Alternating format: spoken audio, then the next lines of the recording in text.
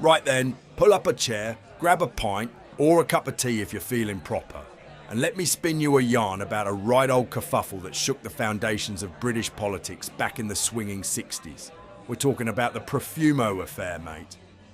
Not just a bit of saucy gossip. Oh no, this was a full-blown parliamentary scandal involving sex, spies, and a lie that brought down a government. It was the kind of drama that made even the most stoic chaps spill their Earl Grey. Imagine, if you will, the summer of 1961. Britain's just getting its groove on. The Cold War's buzzing like an angry hornet, and everyone's a bit on edge. Our tale begins at Cliveden House, the lavish country estate of Lord Astor. Picture it, a swanky pool party, sun shining, champagne flowing, and the cream of society mingling. Among them, we have John Profumo, a dashing 46-year-old Secretary of State for War, a proper rising star in the Conservative Party, married to a rather famous actress, Valerie Hobson.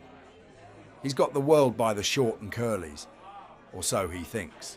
Now, into this rather genteel scene splashes Christine Keeler, 19 years old, a model, a dancer, and let's be honest, a woman who knew how to make an entrance. She was staying in a cottage on the estate with a chap named Stephen Ward. Now, Ward, he was an osteopath, a bit of a social butterfly, known for throwing these rather bohemian parties and having a penchant for introducing young, attractive women to his influential friends. He was, to put it mildly, connected. And here's where it gets proper sticky, see? Keeler, fresh out of the pool, and by fresh, I mean barely covered, is introduced to Profumo, a brief, rather scandalous encounter that sparks a fuse.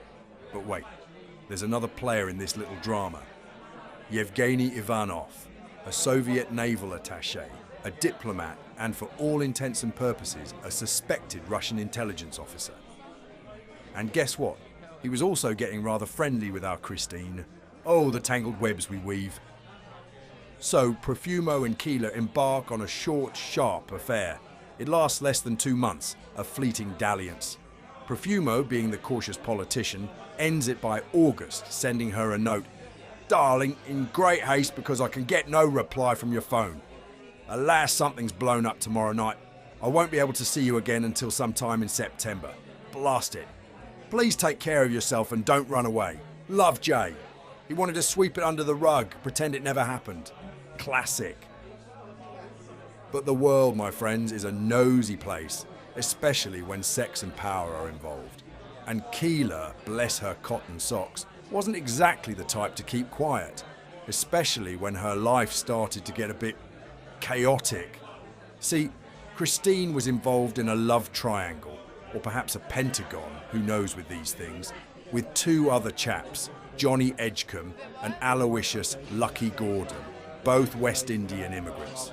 In December 1962, Edgecombe, in a fit of jealousy, shows up at Stephen Ward's flat, demanding to see Keeler, and fires a gun at the door. Blimey. Suddenly, Christine Keeler is all over the papers. And with her name splashed across the tabloids, the Sharks of Fleet Street started circling. Now the rumours began to swirl. Who is this Christine Keeler? Who is she connected to? The whispers about her association with John Profumo and, more alarmingly, the Soviet attaché Ivanov reached the ears of Labour MPs. George Whig, a Labour MP who probably sniffed out a scandal like a bloodhound on a scent, started asking pointed questions in the House of Commons. And here's where Profumo made his cardinal error. On March 22nd, 1963, standing before the venerable House of Commons, he issued a personal statement, looked everyone straight in the eye, and declared unequivocally that there had been no impropriety whatsoever in his acquaintance with Miss Keeler. A lie, bold as brass. Harold Macmillan, the Prime Minister, believed him. The government tried to shut it down. Nothing to see here, folks, move along. But Christine wasn't playing ball. She admitted to the police, and then the press, that she had been Profumo's mistress. The cat, as they say, was well and truly out of the bag. Profumo, realizing his game was up, went off to Venice with his wife Valerie and confessed all to her. Then he came back and on June 5th, 1963, resigned from his post and from Parliament, admitting he had lied. The shockwaves were immense. By the way, did you know that during the height of the scandal, the famous Lewis Morley photograph of Christine Keeler, sitting naked but strategically posed on a chair, became one of the most iconic images of the 1960s? It wasn't just a picture, it was a symbol of the changing times, the breaking of social norms, and the very public unravelling of a very private affair. Imagine the House of Commons in uproar, the press in a frenzy, the public glued to their radios and newspapers, the government reeling, commissioned Lord Denning, a highly respected judge, to conduct an inquiry. The Denning report, published in September 1963, aimed to get to the bottom of it all, particularly the national security angle. Had any secrets been spilled to Ivanov? The report concluded there was no actual security breach. Still, it heavily criticised the behaviour of those involved, especially Stephen Ward, whom Denning labelled utterly immoral. Ward, by the way, found himself charged with living off immoral earnings, essentially pimping. He was put on trial, a trial that many, including Ward himself, felt was a desperate attempt by the establishment to scapegoat him and divert attention from their own embarrassment. On the last day of his trial, Ward tragically took his own life. A dark, dark end to a messy affair. And then there was Mandy Rice Davies, another young woman in Ward's circle and a friend of Keeler's. She became famous for her snappy comeback in court when told that Lord Astor denied having an affair with her. Her retort: well, he would, wouldn't he? Absolute gold. That line alone summed up the public's growing cynicism towards the old guard, the upper classes who thought they were above it all. What if Profumo hadn't lied? What if he'd just come clean from the start, accepted the consequences of his rather foolish affair and resigned then and there? Would the scandal have been so explosive? Perhaps not. The lie to Parliament was the unforgivable sin, the breach of trust that truly ignited the firestorm. It shattered the unwritten rule of British politics that ministers, even when caught with their trousers down, do not lie to the House. Had he owned up, it might have been a personal disgrace, but not a constitutional crisis.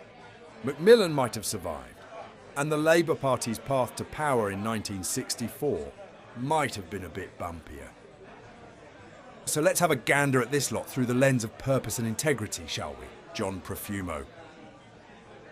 His initial purpose was certainly to climb the political ladder, to serve his country, but his integrity, or lack thereof, when faced with personal indiscretion, led to his downfall. He chose to protect his reputation with a lie, rather than face the truth head-on. Was there moral clarity in his decision? Absolutely not. He prioritised self-preservation over the integrity of his office and the truth. His actions, lying to Parliament, demonstrated a clear departure from the expected values of a public servant.